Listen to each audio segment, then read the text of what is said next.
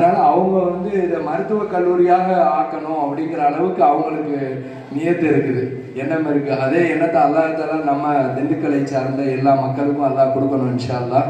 எல்லாரும் அந்த கவலையோடு தான் இப்போ வந்து ஒன்று சேர்ந்துருக்கிறோம்.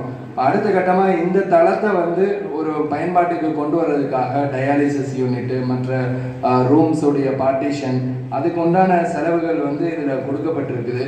அதனால இன்ஷால்லா நம்ம ஒவ்வொருத்தரும் நம்மளுக்கு தெரிஞ்சவங்க, உறவினர்கள், அது மாதிரி யாருக்கெல்லாம் வாய்ப்பு இருக்குதோ அவங்க மூலமாக இன்ஷால்லா எவ்வளோ அதிகமான பங்களிப்பு செய்ய முடியுமோ நம்ம முடிஞ்ச வரைக்கும் செஞ்சுக்கிட்டே இருந்தோம் அப்படின்னு சொன்னால் மக்களுக்கு இன்னும் பிரயோஜனங்கள். ஏன்னா டெஸ்டிமோனியல்ஸ், ஒவ்வொருத்தருடைய டெஸ்டிமோனியல்ஸ் எவ்வளோ விஷயங்கள் சொல்லலாம். எத்தனையோ பேருக்கு எவ்வளோ பிரச்சனைகளோடு வந்திருக்கிறாங்க. அதை வந்து இறைவன் அருளால் நம்ம மருத்துவருடைய மிகப்பெரிய ஒரு பங்களிப்பால் அதையெல்லாம் சரி பண்ணி அனுப்பியிருக்கிறோம். அதனால தான் நம்ம அந்த ஷீட்டில் கூட முன்னாடி போட்டிருக்கோம். கிட்டத்தட்ட வந்து 50 லட்சம் ரூபாய்க்கு மேலே நோயாளிகளுக்கு காஸ்ட் சேவிங், அவங்களுடைய பொருளாதாரம் மிச்சமாக்கப்பட்டிருக்கு. அவங்க ஏன் அப்படின்னா இந்த சரியான வழிகாட்டுதல் தொகைகள் வந்து வீணாயிருக்கும். உதாரணத்துக்கு ஒரே ஒரு சம்பவம், ஒரு பெட்ரோல் பங்கில் ஒரு சகோதரி வேலை பார்க்குறாங்க.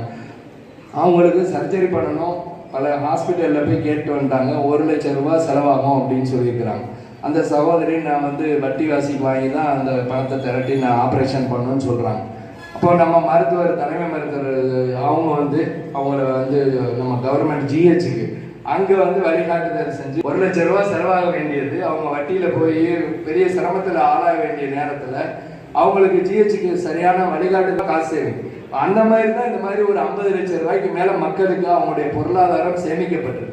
அந்த மாதிரி பலவிதமான சேவைகள் நம்ம எல்லாத்தையும் சொல்றதுக்கு உண்டான கால அவகாசம், நேரம் இல்லை. இது மாதிரி இன்னும் அதிகமான நம்மளுடைய வசதிகள் இன்னும் அதிகமாக நம்மள்கிட்ட மேம்பட்டு வந்துச்சு அப்படின்னா இன்னும் அதிகமான மக்களுக்கு வந்து அவங்களுடைய உயிர் காக்கிறதுக்கு பயனுள்ளதாக ஆகலாம். அதனால எல்லாரும் இன்ஷா அல்லாஹ் கண்டிப்பாக நியத்து வைங்க, ஒவ்வொருத்தரும் வந்து உறுதி எடுங்க. உங்களுடைய இது வந்து சதகத்துல் ஜாரியா, நிலையான நிரந்தரமான பணி அன்போடு கேட்டுக்கொள்கிறோம். ஜஸாக்கல்லாஹ்.